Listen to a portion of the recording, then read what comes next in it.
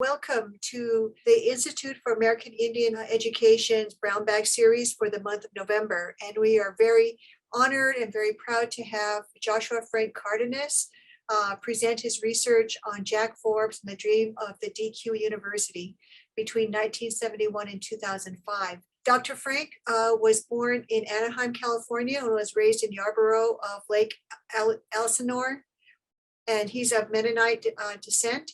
He has an Irish Studies certificate from the University of College Cork, Ireland, and a BA in History and American Indian Studies from UCLA. He earned his master's in Language Literacy and Sociocultural Studies with a concentration in American Indian Education from UNM in 2012. And later he earned his doctorate in the same degree program, Educational Thought and Sociocultural Studies, in 2019. His doctoral research focuses on the decolonizing philosophy of education of DQ University and UC Davis.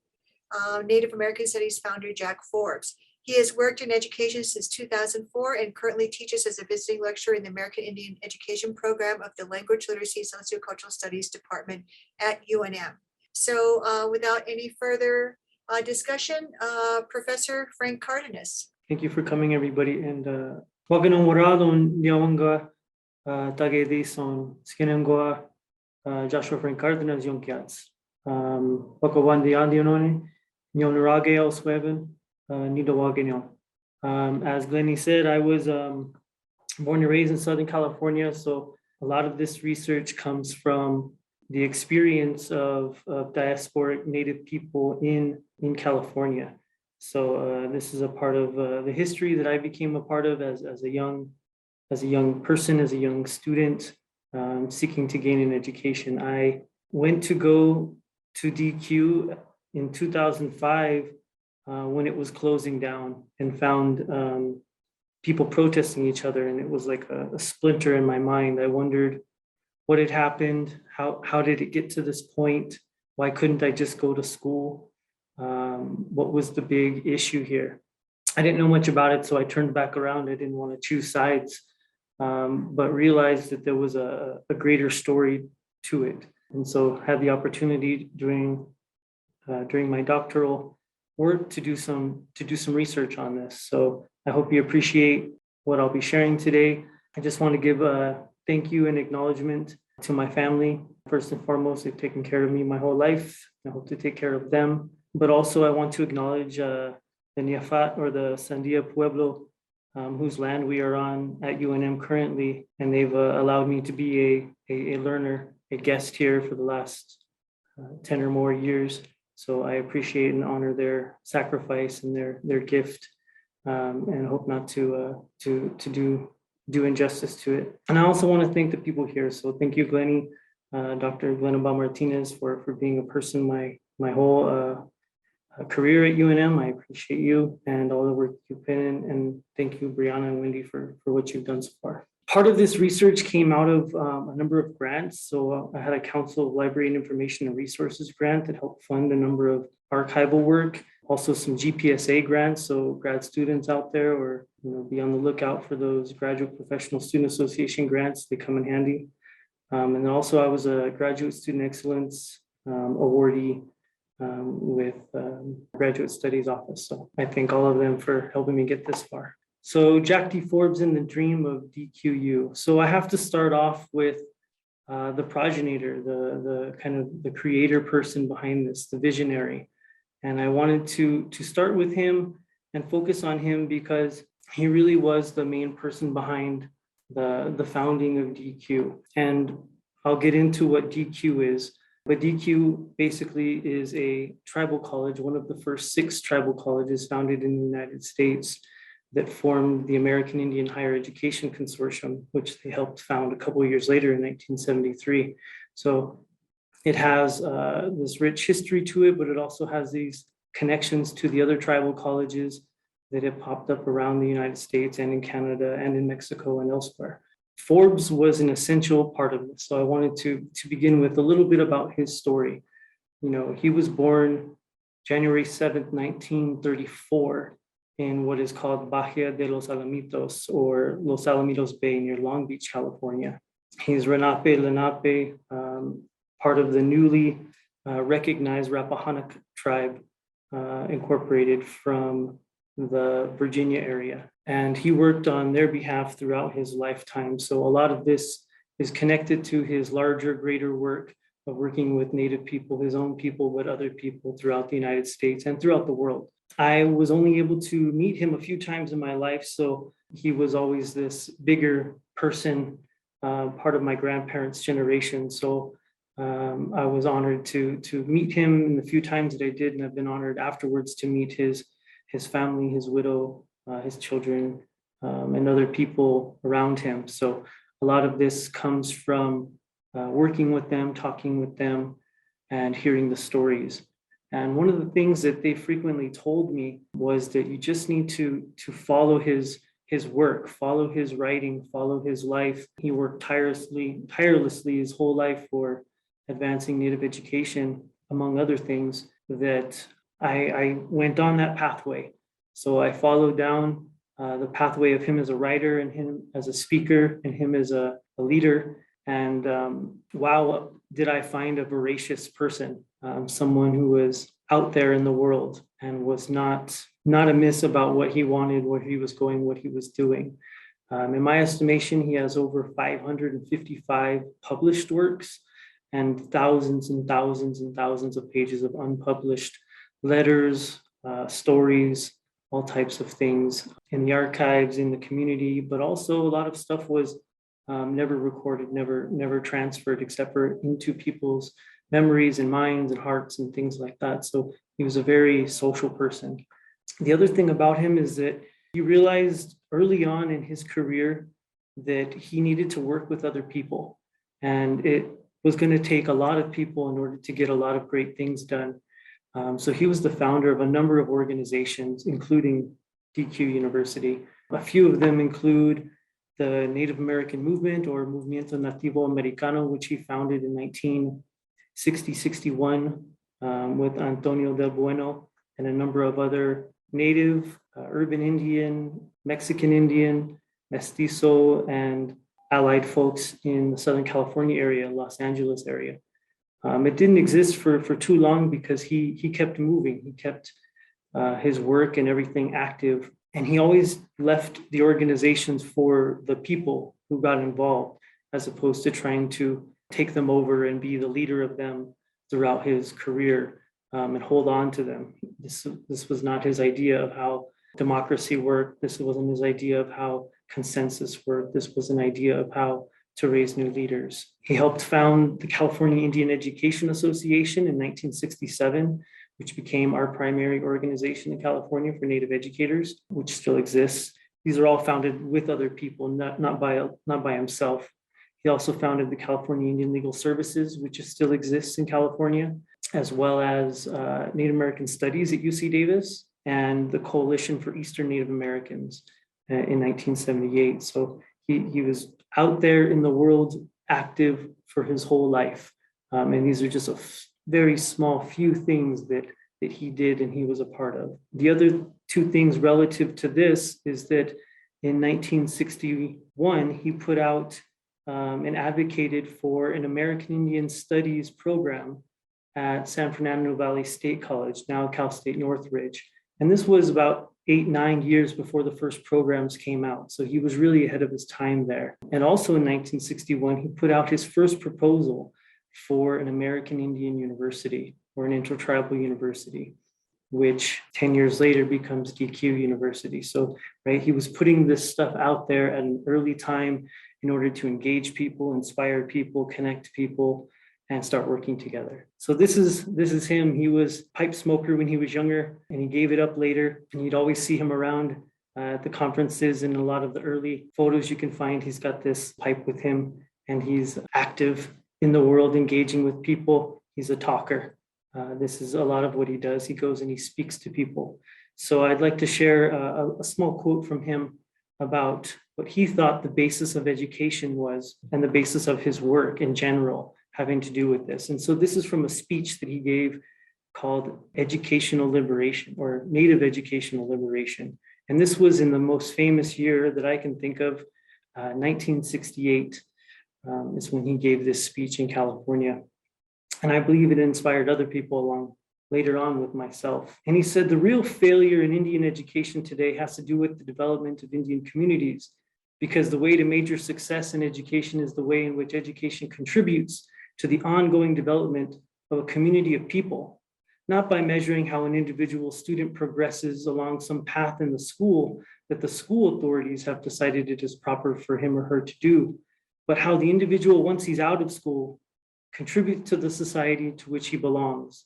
And if people are contributing successfully, then the community in which he belongs is developing successfully. So the way we have to really measure Indian education is by looking at Indian communities and conditions in Indian communities where people are returning or perhaps not returning after they have been exposed to schools.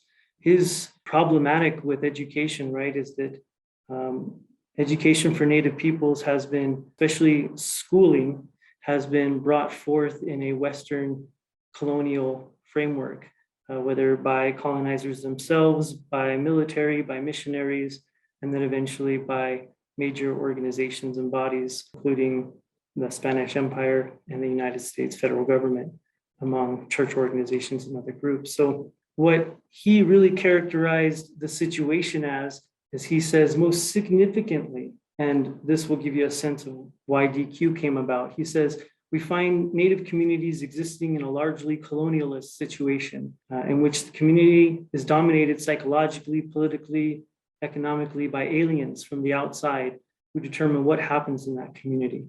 And so this was the state of affairs in 1968 as he found them, as he saw them.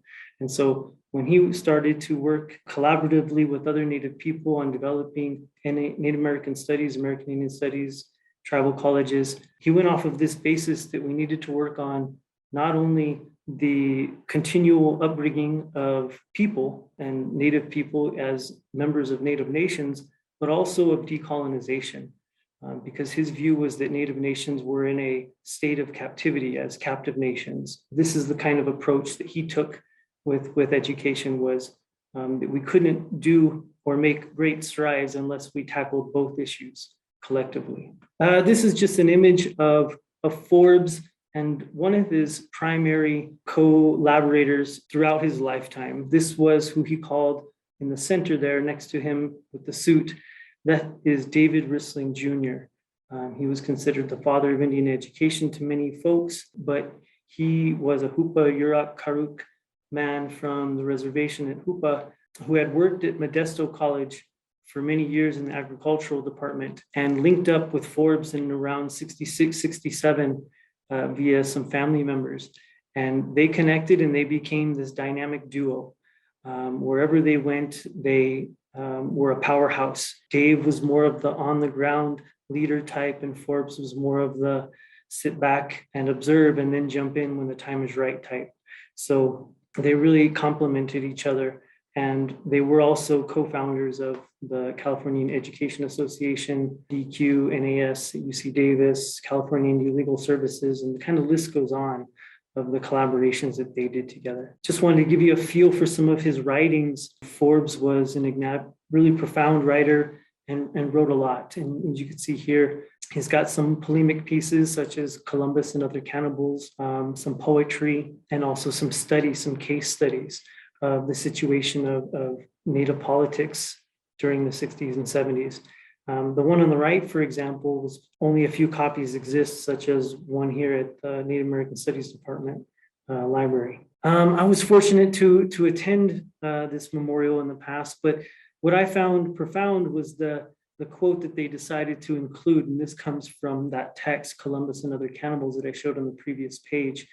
And this really, puts out his kind of political, spiritual perspective in the world, right? And so this really provides the basis for his route to DQ and the forming of DQ. So he says, I've come to the conclusion that imperialism and exploitation are forms of cannibalism, and in fact are precisely those forms of cannibalism which are most diabolical and evil, or evil. So, right, he's really trying to place the idea that the consumption of human lives, the consumption of native lives and native lands and native resources and native knowledge are really the core of the founding of the United States, of these empires of the West. And they're actually rooted in the exploitation of native lands and lives.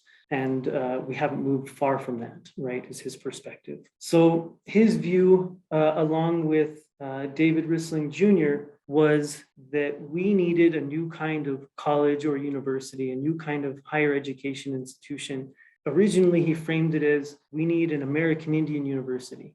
And he called this many other names. He called it an intertribal university. He called it an Indigenous American university, an Indo-American university. He tried lots of ways of describing it and putting forth the idea, especially to Native peoples across the borders, right? So his view was that if we were to get rid of the colonial borders today, we would see ourselves in a different light.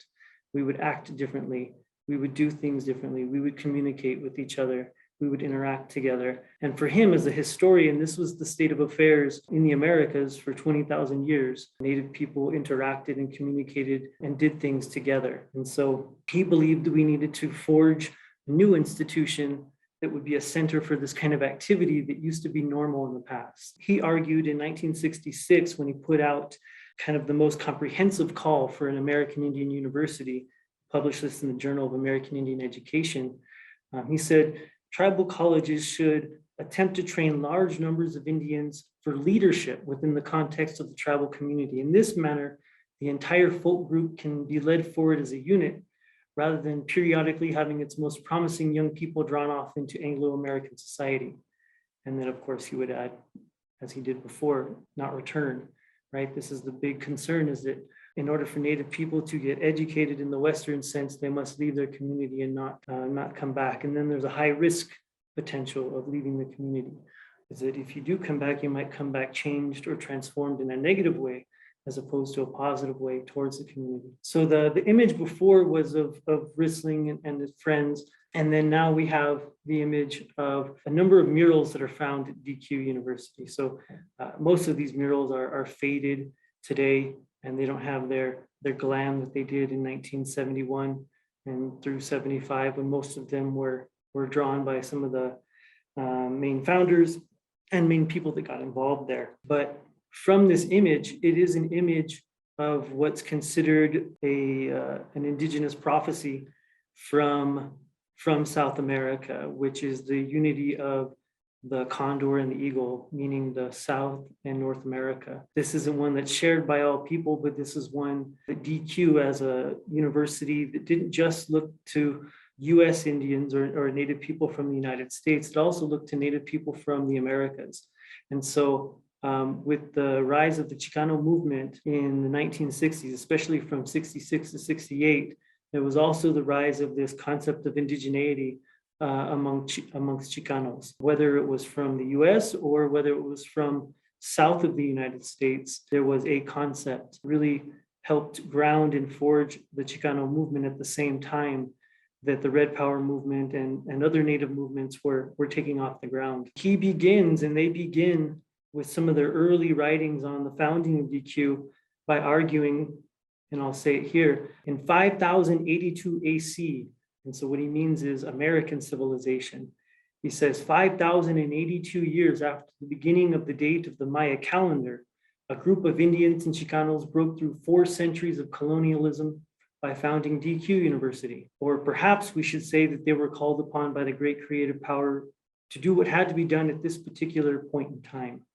And this was in 1971 when DQ was founded, or when it first offered classes, right? So you can see from this framework, he sees this as this struggle to unite various peoples and movements, but also as a way to get back to this ancient tradition of nation building and development that Native people have been amiss to get back on schedule with. So this is an image from the day of Deed Day, which is April 2nd, 1971. So the story of DQ is very interesting because many people are under the impression that DQ was occupied like Alcatraz was in 1969, and then it was gained through occupation, when in fact it was gained through a dual strategy of application. So they applied for federal surplus site, which was an Army telecommunications center that had been taken off of active service. and was deemed surplus and was sent to GSA. And because Forbes and many people had been talking and working upon this for more than 10 years, they were ready when it happened. So as soon as that federal surplus property came up in the Davis area outside of Sacramento, California, in 1969, they had recently moved over to start the Native American Studies program at UC Davis. And so he and folks got together, they incorporated DQ in 1970 in June, and were able to submit this application in October before the due date of October 30th, 1970. There was only one other application that was submitted, and it was an incomplete application by UC Davis. They had assumed that they were going to get that site off of a handshake from the government.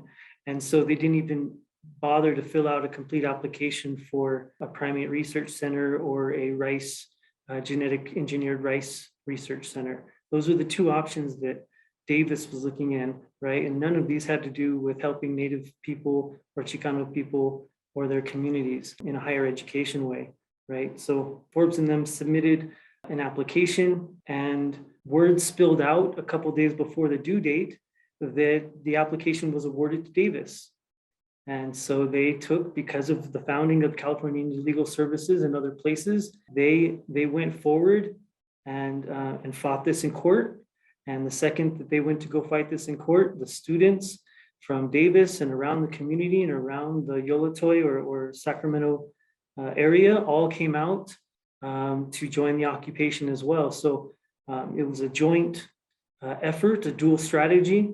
The pressure mounted to where by January of 1971, UC Davis withdrew their application. They just withdrew it because it wouldn't stand up to scrutiny. So they went from having a brief proposal to developing an entire college within a matter of 6 months. So by the summer of 71, they were offering classes. And this image here is from April, right before that summer, where they were actually given the deed to the land, but it had a lot of strings attached. It had a 30-year escrow with a lot of really crazy qualifications to meet, especially for a brand new college. It also had to meet accreditation, had to get students. And if it was going to accept federal funds, it was going to have to submit to the demands of the strings attached funds, right? So it had a struggle ahead of it, right? So as the image before demonstrated, home of the struggle, DQ struggled not only to get the place, but then it struggled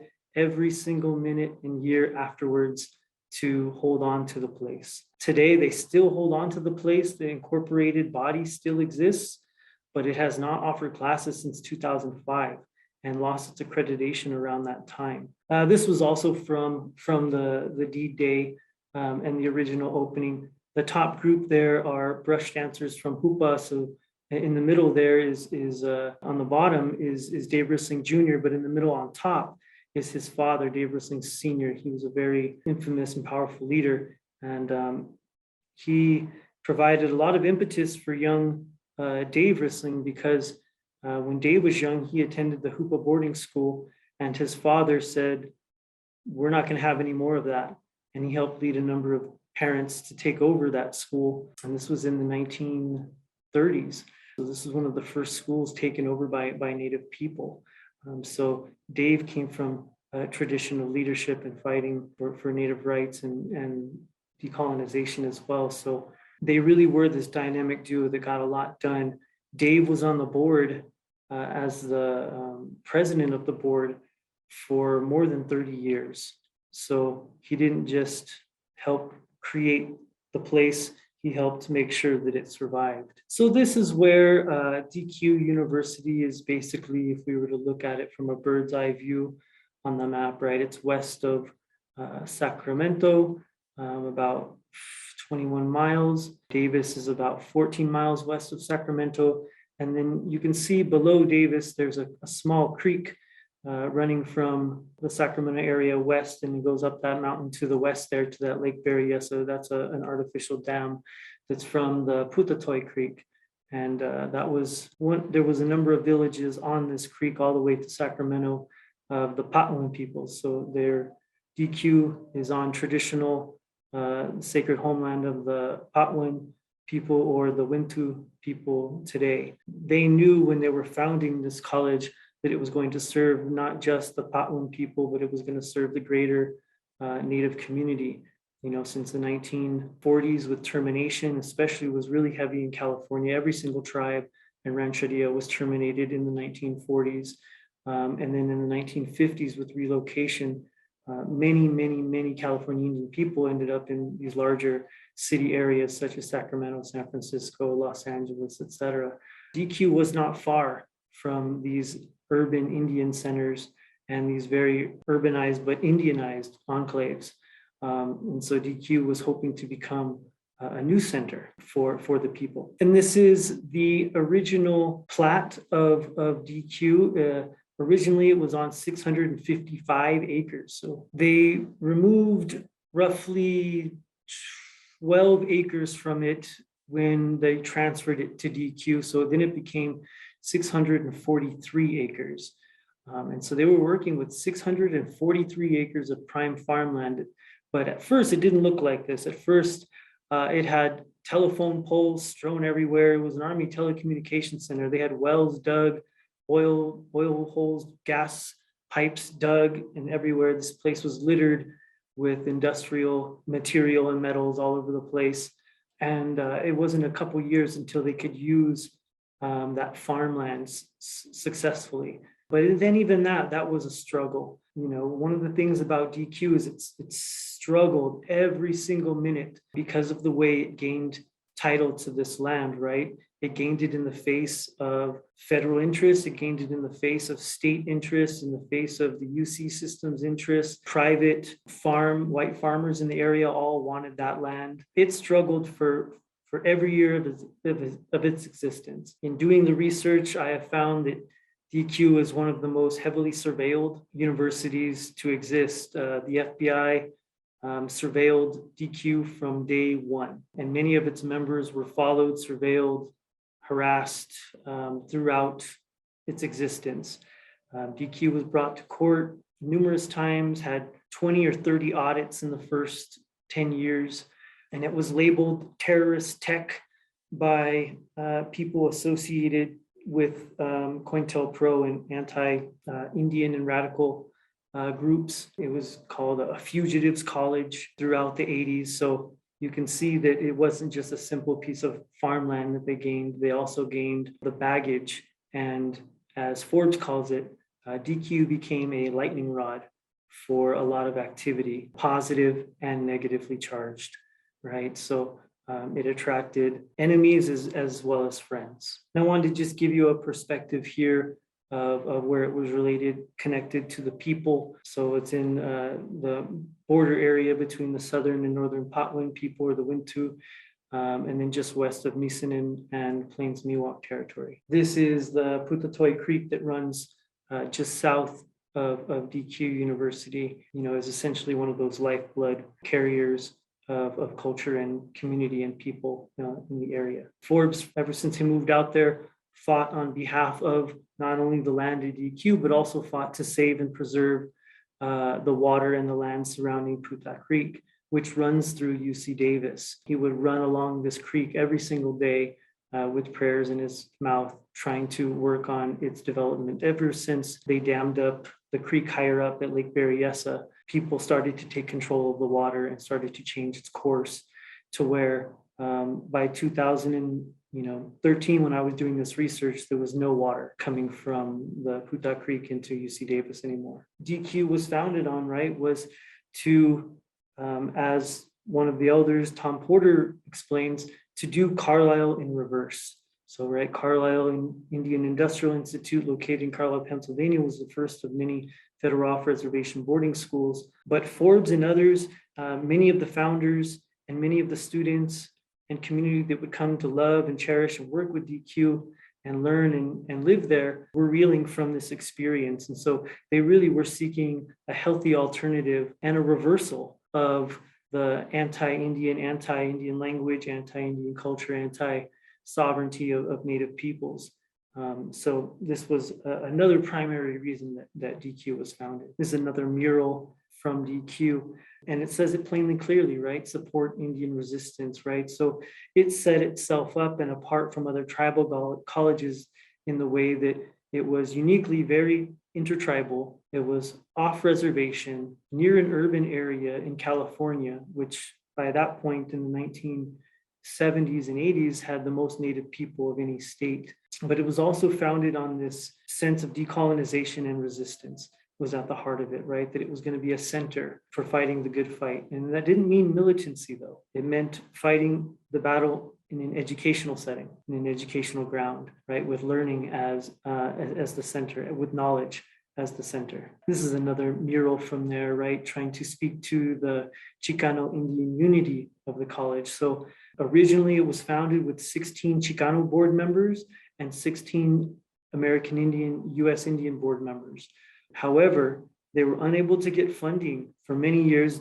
Number one, as I mentioned, they were blackballed by Health, Education, and Welfare Department. They're blackballed by the Department of Ed, surveilled by the FBI. A lot of people had, used the media against them, and so they couldn't find a lot of support. So they banded together to form American Indian Higher Education Consortium with the original 6 tribal colleges to support funding. But when they finally received funding and were able to support a number of bills, the one that actually ended up passing and working was the Tribal Community College and University Assistance Acts of 1978. At first, in the first draft, DQ wouldn't qualify because they didn't have an all-Indian board. They weren't located on a reservation. They weren't chartered by a native tribe. So because of its unique status, they got the bill to be augmented a bit so that they could receive funding. And so they had it that the bill now says 51% or more American Indian students chartered or sanctioned by a sovereign nation, sovereign native nation. And then also they had to, in order to get this funding, in order to meet those requirements, they had to jettison their Chicano board. So really in 1978, when they felt they were just starting and they were going to be funded for once, 7 years of very little to no funding. Most of the teachers were all volunteer up until that point. So imagine 7 years, you're volunteering and teaching and still working another job and surviving. Students are volunteering on campus, communities volunteering for everything. But they had to jettison their board and split it in half and have an all-Indian board after that. So through these struggles, they really had to change. They had to change a lot of things. When they first started, Forbes and Rissling's big vision included a graduate program.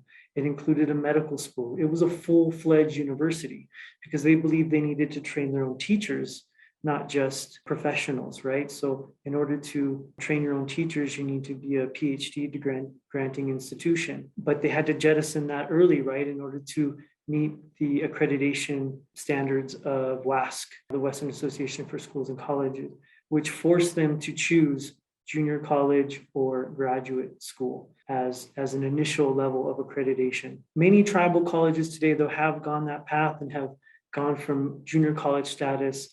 And now we have some colleges, including Shinta University, which offers a PhD in Lakota studies, and Diné College, which offers master's level work. And so there are some tribal colleges that are at the graduate level now. This is just another mural from the side. You see young Native people, right? This is the hope and dream of many parents and community, is that we can safely send our youth and our adults out to the world, and they will get the education that we truly desire for them and be received well. They will be secure in their identity, and even in strengthening and growing their cultural and linguistic knowledge, power, and identity.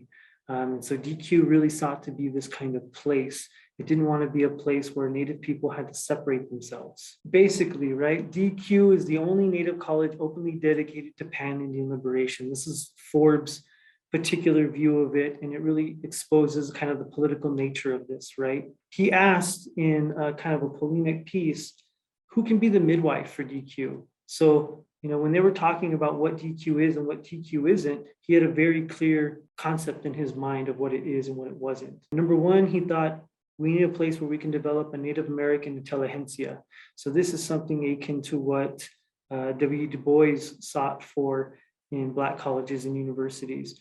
he sought to develop an intelligentsia, a group of leaders trained by the community that will come back to the community and work as leaders and scholars there. The main argument, right? So when you think about going to UNM or any other college or university, do you have to choose to relinquish your identity? Do you have to choose to relinquish all that you know? Do you have to leave your culture and community behind in order to get an education?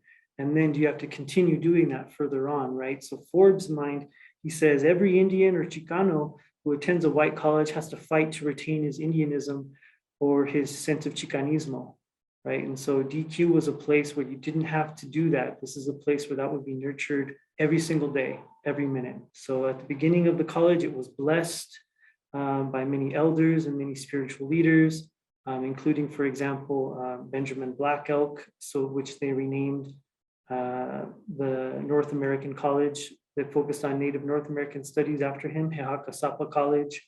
And then the Chicano College, they called Quetzalcoatl College. And they also had a number of other, big plans and big ideas, but those were the only two that ever really got off the ground because of all of the struggles that they had financially, politically, educationally, in the community and otherwise. One of their biggest issues is that they couldn't control the media, right? And they couldn't control the flow of information.